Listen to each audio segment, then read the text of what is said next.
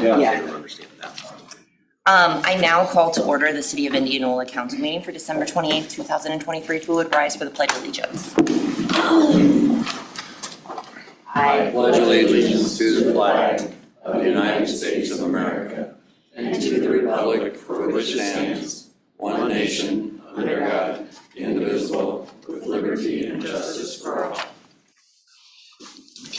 Jackie, would you call the roll? Councilmember Beach. Here. Parker. Present. Selby. Here. Richardson. Present. Schroeder. Present. Rave. Here. Mayor Erickson. Present.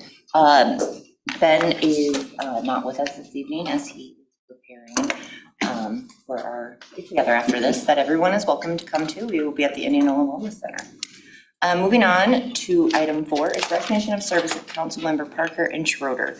First off, I'd like to say thank you before I read the formal statement, but thank you for your service. It is very appreciated. Whereas Gwen Schroeder was elected as a city councilwoman in 2019, and whereas Councilwoman Schroeder took office in January 2020, and whereas during her term in office, City Councilwoman Schroeder represented the 3rd Ward of the Indianola City Council and the City of Indianola by keeping the citizens' interest at heart in all of her decisions. And whereas during her term in office, City Councilwoman Schroeder served the community in many roles, such as the city representative on the YMCA Steering Committee and the South Central Iowa Landfill Board. And whereas in addition to her city council duties, City Councilwoman Schroeder exhibited her love and commitment to the community through her support in updating building codes, zoning codes, and improving code enforcement procedures.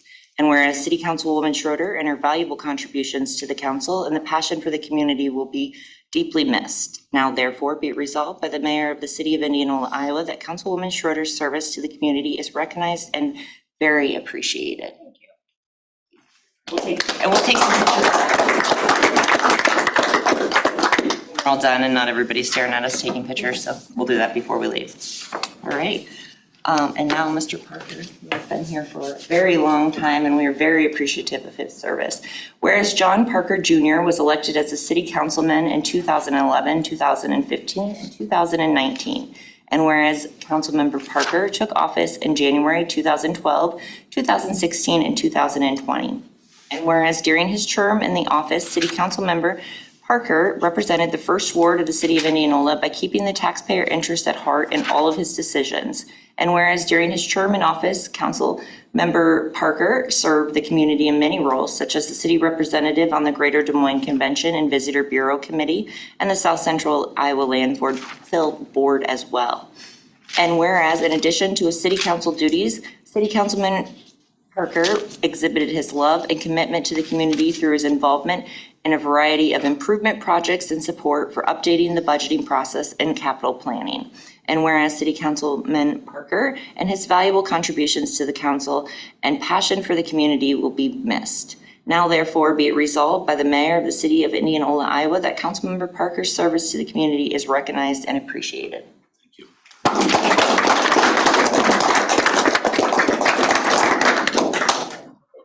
So much for your service. Moving on to item number 5 is public comment. Anyone who is wishing to speak on a matter should come to the podium, state your name and address for the record. If you're here regarding South K Street, please wait until the public hearing is open for that agenda item. I do have some forms here from Scott Damon and Katie Damon. So whichever one of you would like to go first.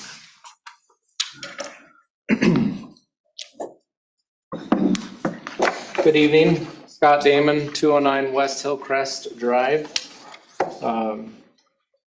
Purpose of my comment tonight is in rebuttal for the Deer Run PUD. Comments that were made. Unfortunately, we can't always respond to the things that are being said while they're happening, so I'm going to take this opportunity to address some of the comments I heard from the City Council and the Mayor. I want to start off with the not in my backyard comment, that no one wants this stuff in their backyard. While residents would prefer to keep serene views and quiet, residents understand the need for growth. The city is considering a zoning change that drastically changes the area without proving a need for the change, and all the while you are considering or had considered at least 2 other areas that also include some drastic change in areas that already include dense housing. And what I mean by that is both the PUD over there by Walmart and the PUD, I said Deer Run. I'm actually, sorry, Emerald Bay is the one that I'm referring to, but Deer Run already has high density. Walmart over there already has high density. Where there is not high density is the Emerald Bay PUD. And so not sure, without housing studies, at least that have been made to the public, what the need for that would be. Affordable housing for our children comment.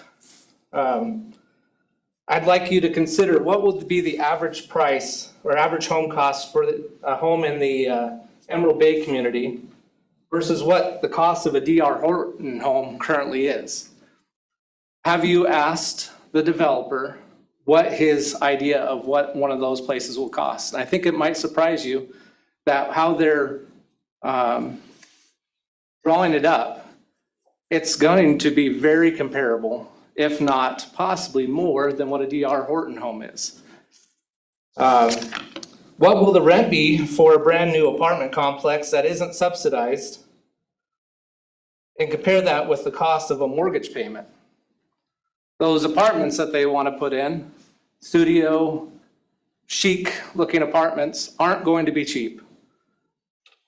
And so when we're considering what children can afford, will they be able to actually still look at homes in Indianola in those brand new apartment complexes? Sure, they'll look nice and they'll be pretty, but will they be able to afford them? And then there was also a mention of Simpson College students. What industries do we have here in Indianola for Simpson College students to encourage them to stay? What things are we doing to keep Simpson College students here outside of housing? I'd like to think that there's a lot of people that actually commute that work here in Indianola from out of town. I would say that probably not every teacher over there at the middle school or the high school or even our elementary schools all live in Indianola. There's a good chunk of them that do, but I would say not all of them do. And then why would the future or / potential resident have more to say about Indianola's direction than existing tax-paying residents? And then growth and building is happening comment. That is really exciting that growth and building is happening where it was stationary for so long. That's fantastic. Residents are not seeking the stopping of growth in our area, but asking the council to possibly put on the brakes to truly consider the impact these changes will bring to the community. Has a study been done for the impact if all considered future housing is completed and all fulfilled? What does that do to the city infrastructure? Are we putting the cart before the horse? Are we in a situation where if we filled every single home that we wanted to put in this area, is our city ready for that?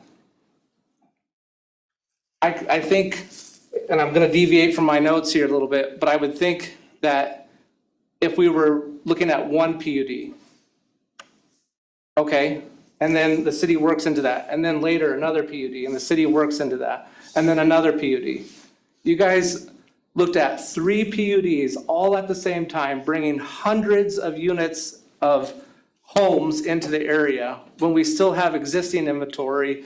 And as far as I'm concerned, or as I understand it, I could be off, and please don't hesitate to correct me if I am, but if there has not been a housing study showing, a recent housing study that shows that we still have this need for so many homes or residences in our area, then I don't think we should be approving all of this. Considering the master plan being done in 2020, it's only 3 years old, and there was a comment made that it's a living, breathing document, as all documents should be. Our Constitution's living and breathing, right? But the idea is that we stay focused on an area, and only when situations arise that require a slight deviation are changes made. So 3 years ago, we decided, I'm sorry, not we, I wasn't part of the council. The council decided that there was a direction that they wanted to go with the growth of the city of Indianola. Again, has something changed in 3 years that dictates that drastic of a change to change the master plan? Little deviations, like an owner wants to put something like a gas station in on existing commercial property and maybe needs to extend that out just a little bit. Yeah, maybe you make an exception. Changing complete residential zoning to different types of residential zoning, R1, R2 that's existing there, and then taking and allowing I believe it's C1 or C2 to be extended beyond its time, or it's extended beyond its existing boundaries. Maybe that's when you say, no, we have a document, but maybe here, after we do some studies, we determine we need more space, and that's when the changes are happening. I'm not privy to everything you guys are shown or talked about. I'm just a guy who has a office desk job. I'm lucky enough to work most of the days from home if I want, which I do appreciate quiet. And I can tell you, construction, inevitable, but that's gonna change. So I'll probably be going into the office more when that happens. But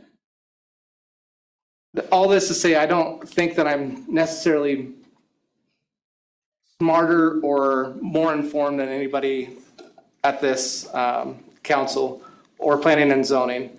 I can just tell you that from a citizen's perspective, there seems to be things that are being rushed through all at one time without consideration of the people that it individually impacts.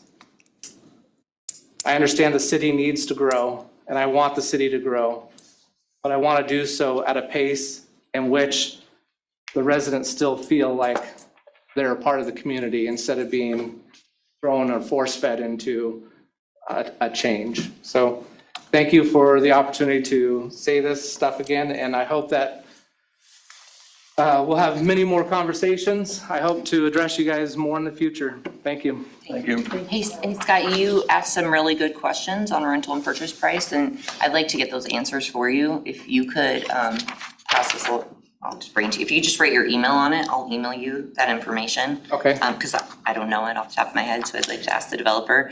But I'd like to get you an idea of what it is and maybe some other questions. And I don't want to rob my wife from a possible comment, but it appears there are some things that are in place with the Emerald Bay development and why certain things are chosen for his plan than others. And I would encourage you guys to actually ask those tough questions to the developer to say, why are we putting in such a large apartment complex? Why this type of housing? We all understand people need a place to live at some point. And as a young kid, I wanted a nice place to live too. I didn't want to live in a junky one-bedroom apartment where maybe the appliances are working, maybe they're not. But that also means that there's sacrifices. And without roommates, I couldn't have chosen to live where I wanted to live. So, but I will write down my email for And I'll try you. to get you some information. Okay, and Ron has my contact information as well, Oh, you got it as well. Okay, So, perfect. Thank but you. I can definitely provide that for you. All right, Katie. Hello, Katie Damon, 209 West Hillcrest. Also just wanted to kind of address some of the comments that were made last time in regards to infrastructure. That there was thinking that the concern was maybe on roads, which I know that there were some people that were concerned about sewage and that sort of thing. But I can say from a neighborhood perspective, when we talk about infrastructure, we're talking more about with all of these PUDs, not just the one scheduled for Emerald Bay, but with all of these PUDs, does the city have the infrastructure, specifically when we look at like our police, our fire, our schools? Is there the capacity for the city to be able to meet the needs of all these potential new residents. I would think, I don't know if we currently have that, since I know that a lot of those resources are currently stretched pretty thin. So that makes me very concerned about we have all potential new city members coming in, and then we don't have the infrastructure to support them, even from a basic thing of school, education, and safety. And those would be things that I would ask that the council take into consideration. I talked about facts and figures. Those should be facts that are taken into consideration when approving multiple PUDs. My husband mentioned, Scott mentioned with the gas station, again, why this specific, like high density in this specific area. Information that we have been given is that the amount of housing that is in the proposed Emerald Bay has more to do with meeting the needs of a gas station, because there's not the amount of people in that area to support a business. So what do? You create the people. So the high density has more to do with meeting the needs of a gas station instead of actually meeting the needs of Indianola. And that's concerning to me, that we adjust a strategic plan that had a lot of facts and figures, a lot of time, a lot of taxpayers' money that went into that, and we simply amend it based on one business's needs without further diving into the why behind Katie, I'm that. sorry, has that been said somewhere? Or has that been, I guess that's not information we have been privy at the staff level or the city council level. So that very well could not be, there's a chance it's not true as well too. Because again, I know that the developer, from the conversation I've been in with city staff, he only wanted to purchase a certain part of that land. And so he has to be able to break even on it too. So I don't know if that is, he only wanted to build for the gas station, but the owner of the land wanted to sell it all, so. That was information that was discussed in the small group meeting, that the purpose of this was that the idea was to be that the gas station developer? feeds, yes, the developer, the gas station feeds, when we talk about food, which I have lots of concerns about, is that the type of food we want our residents? Is that set them up for healthy lives? The gas station feeds the people, and the people feed the gas station. So that tells me that that setup is made up to feed the gas station, to meet the needs of a gas station, not the needs of the community. I'm just telling you what I am privy to on the city side is And I'm that just he telling you- only wanted to purchase the front parcel and the landowner wanted to throw it all. He wanted it all to go. So his intention was to do that. But again, I was not invited. Several of us were not invited to that small group meeting. So I am not privy to those conversations that happened. But again, very valid thing we can follow up on. So those would be things that I would ask that you look into. Again, just information, passing information of what was in a small group. Obviously, if all city council members are in that, then that's a quorum and a whole nother meeting, right? So, but that was information that was shared to the residents, and that raises a flag to me as a resident, that this is not really something that is built for the city. It's something that is built specifically for a gas station. And it's concerning, as I said, that a strategic plan would be amended for that. It creates a lot of distrust in a city's plan and what they want to do. I kind of operate on your yes means yes and your no means no. So if we're just going to amend a plan, it is supposed to be a guide, but amend it just on a whim, that puts a lot of lack of trust in when the city says it's going to do something, is it actually going to do that? Or is it just based on however we feel that day or who's sitting at the table that day?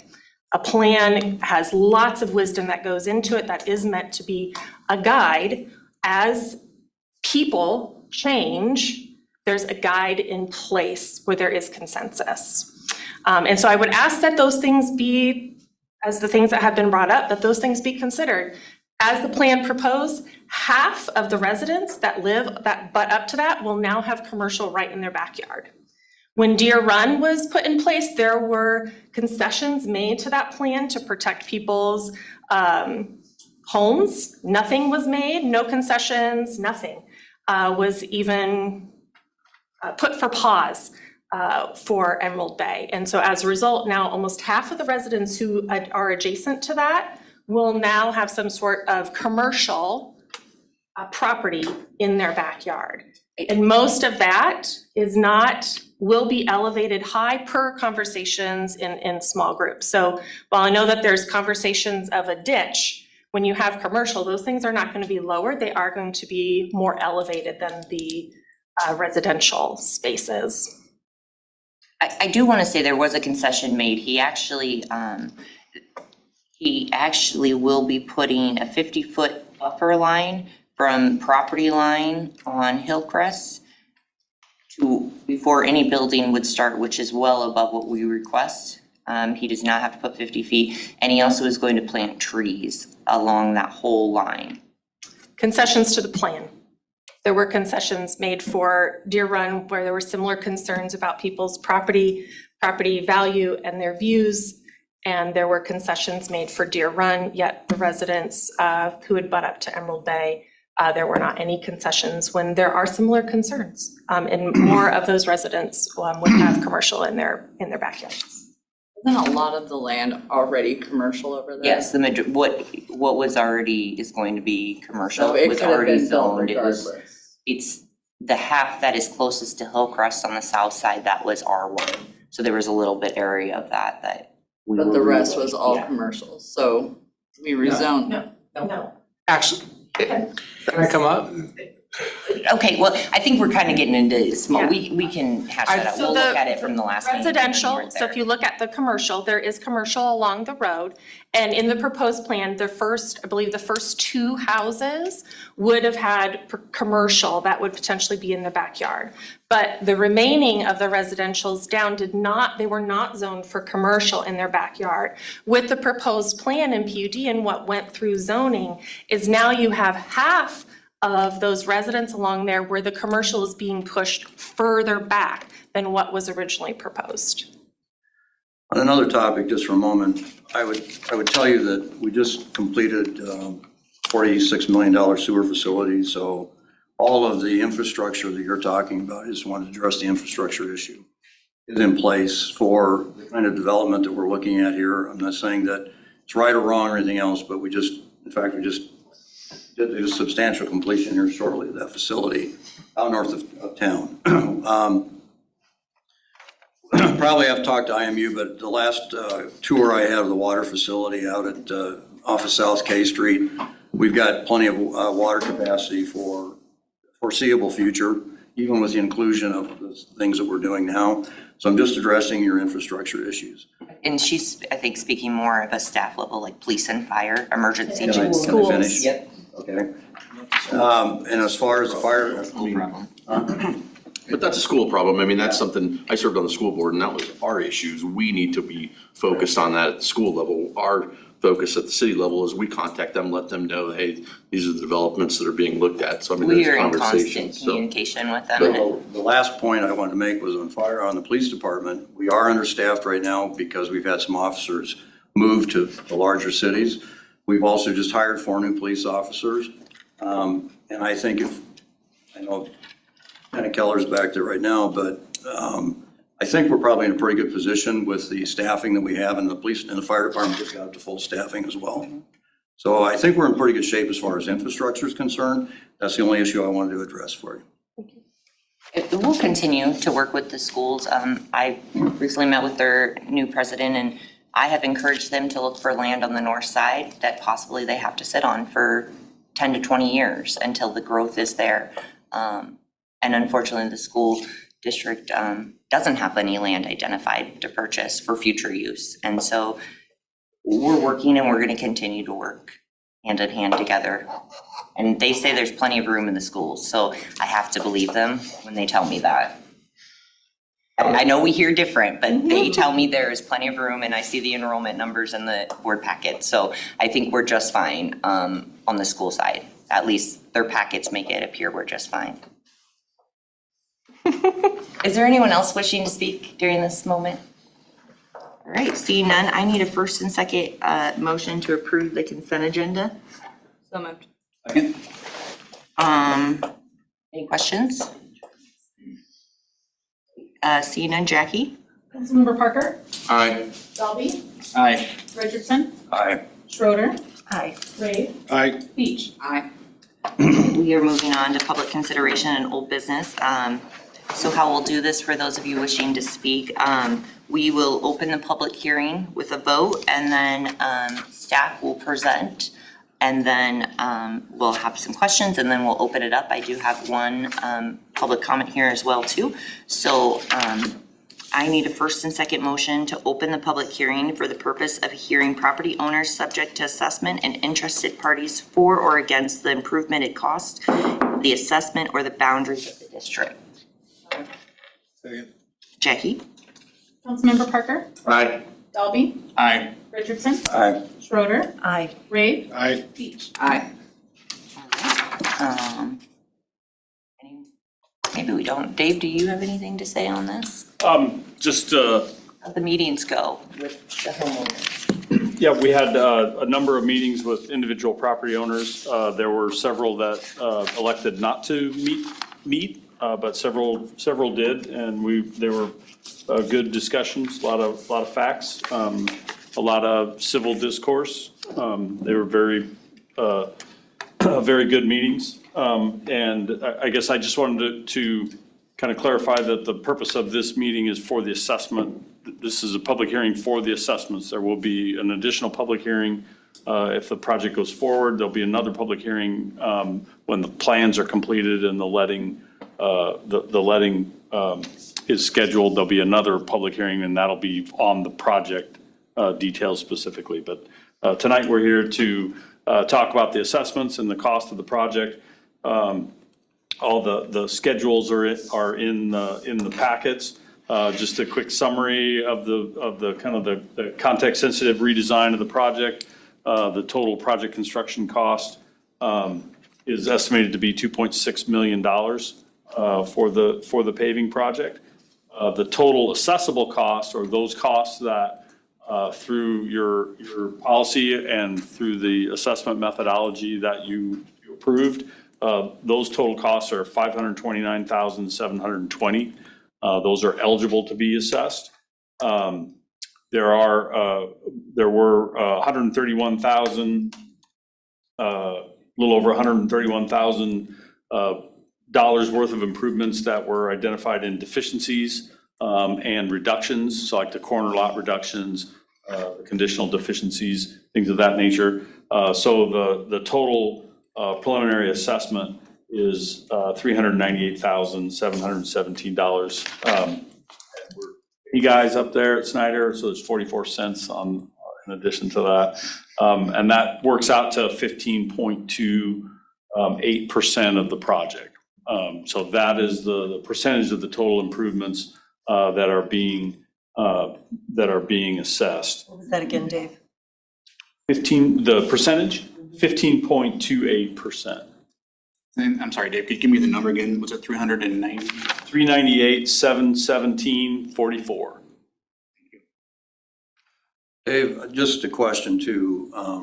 Now, these are the maximum assessments that can be possibly, that what we That's see here correct. tonight, is that correct? That's correct. The preliminary assessment, the final assessments cannot be higher than the preliminary assessments. So, However, if the bids come in favorable and the prices for the assessable cost, which is basically the subgrade preparation and asphalt paving, if those costs are lower, that savings will be passed on to everyone that is assessed. and that's where I get to my question then.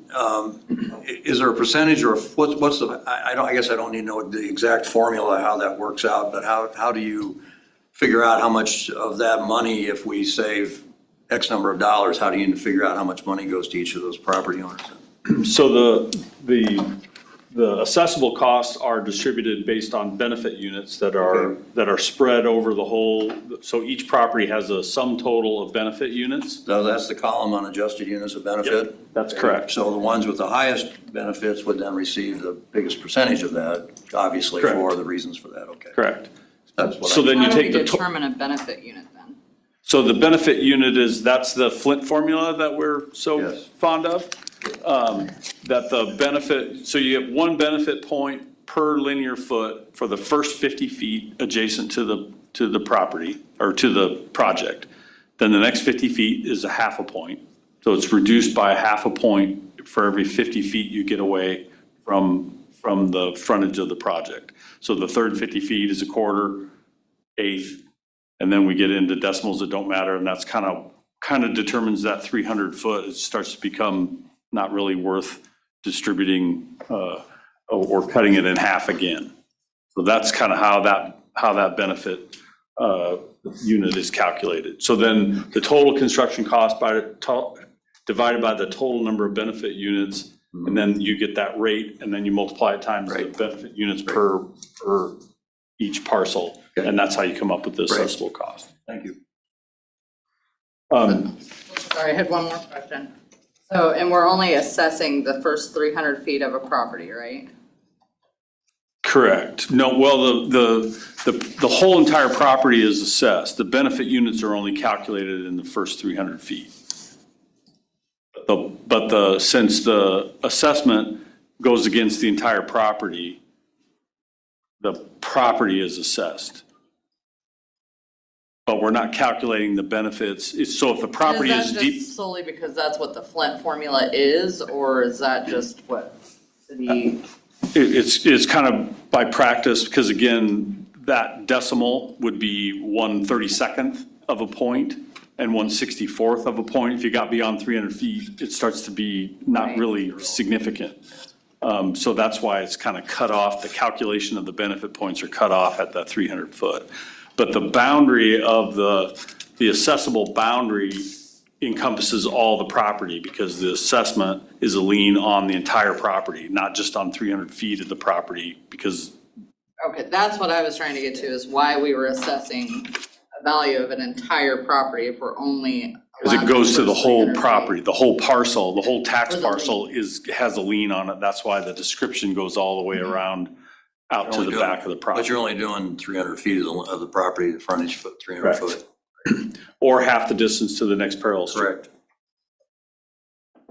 Does that make sense? That's why it's kind of, you know, the calculation of benefit and the lien are two different things. Okay, sorry, my pen closed. So just some more fun facts to share. So that assessment amount is spread over 42 different parcels with 33 different owners. Some of the parcels were split apart because they were different uses. They were owned by the same people, but because they had different uses, we split them into separate parcels. So there's only one parcel has a conditional deficiency that's been calculated, and that's that. The conditional deficiency is where the assessment exceeded 25% of the value of the property. There's only one of those. 7 parcels are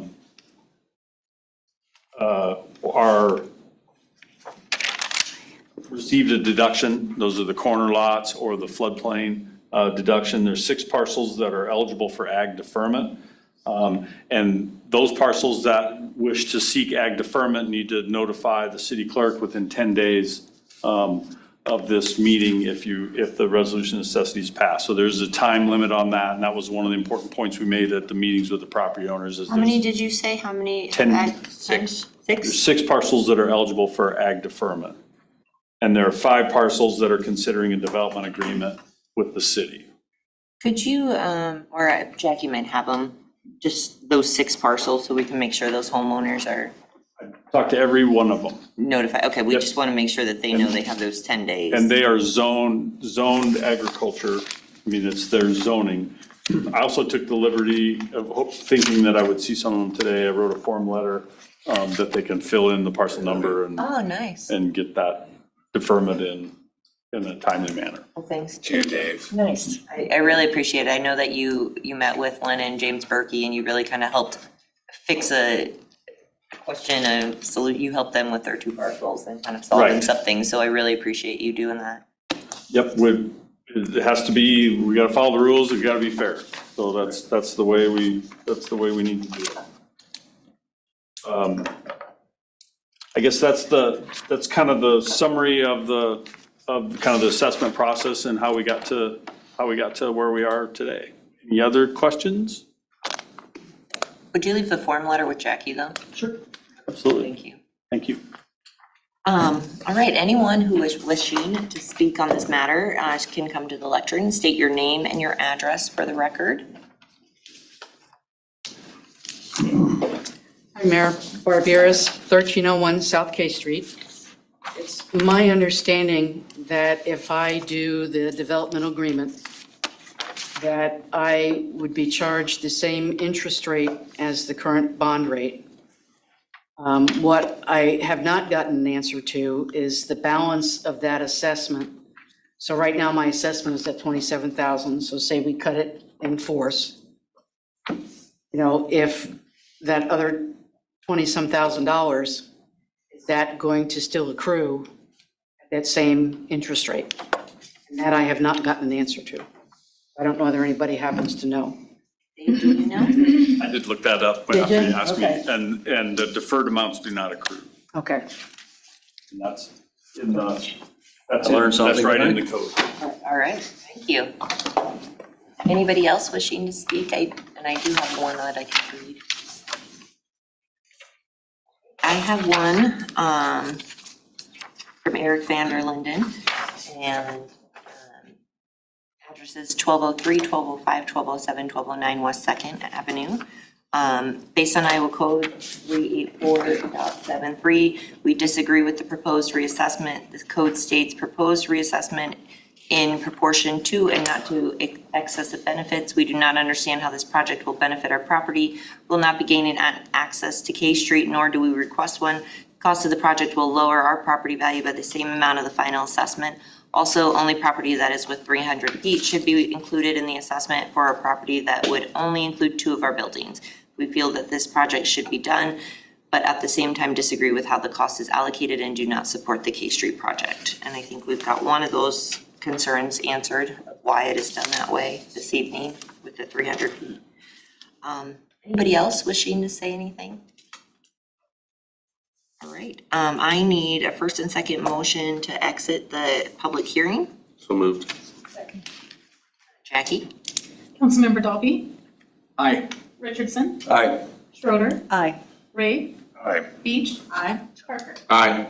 Item B, I need a first and second motion on a resolution with respect to the adoption of the resolution of necessity proposed for the South K Street paving project. So moved. Second. Any more discussion? Jackie? Councilmember Ray, Aye. Beach, Aye. Parker, Aye. Dalby, Aye. Richardson, Aye. Schroeder. Aye. Item C, I need a first and second motion on a resolution directing preparation of detailed plans and specification, forms of contract, and notice to bidders of the South K paving project. Second. Any discussion? Jackie? Councilmember Ray, Aye. Beach, Aye. Parker, Aye. Dalby, Aye. Richardson, Aye. Schroeder. Motion passes 6-0. I need a first and second motion to adjourn. Second. All those in favor say aye. Aye. Opposed? No. John wants to sit around forever. I wanted to do that the whole time I've been on. You are adjourned. I know, we don't usually get out this early. Oh, that's awesome. All right. All right.